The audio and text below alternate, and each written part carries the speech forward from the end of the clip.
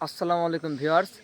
পিছনে দেখতে পাচ্ছেন যে গতকালকের বৃষ্টির কারণে বন্যা চলে আসছে। তো আমি আপনাদেরকে আজকে পুরোপুরি ঘুরে দেখাবো।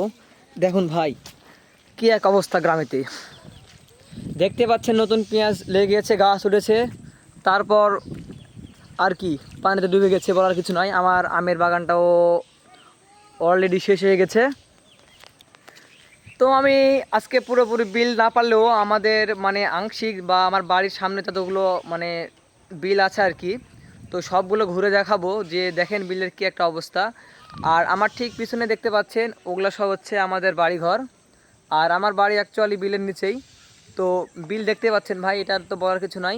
তো আমি ভিডিওতে আজকে দেখাই পুরোপুরি কি এক অবস্থা। এই দেখেন ভাই, আমি আর একটু সামনে গেলে দেখতে পাবেন যে বিলের কি একটা অবস্থা।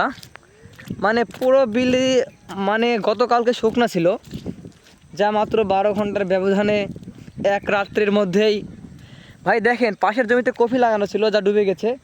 তো 12 ঘন্টার ব্যবধানে এখন ভাই দেখেন বিলে যে পরিমাণ পানি চলে এসেছে সেটা আর বলার মতো না।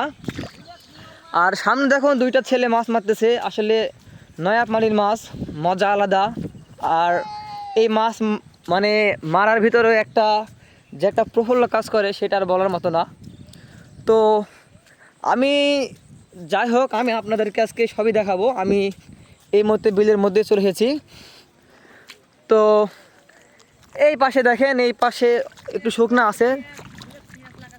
আর এটা জমি, এটা আসলে পেঁয়াজের জমি। দেখেন ভাই পেঁয়াজ কীভাবে বের হয়ে আছে। আর নিচে এই জমিতে পেঁয়াজ লাগানো ছিল, যেটা বলার মতো না। আর আপনাদেরকে দেখাবো যে নয়া পানির মাছগুলো আসলে কেমন হয়। আর এটা কি পাশে জালের মাছ? 22 পয়সা। তো ওরা মাছ কতটুকু পেয়েছে ওরা? পেঁয়াজ কুড়াচ্ছে।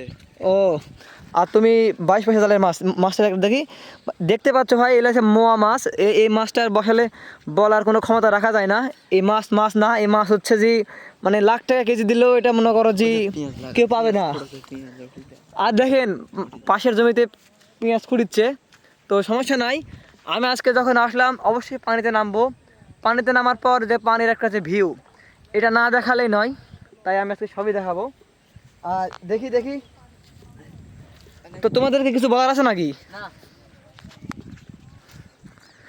আচ্ছা ঠিক আছে, বলার কিছু নাই। মামা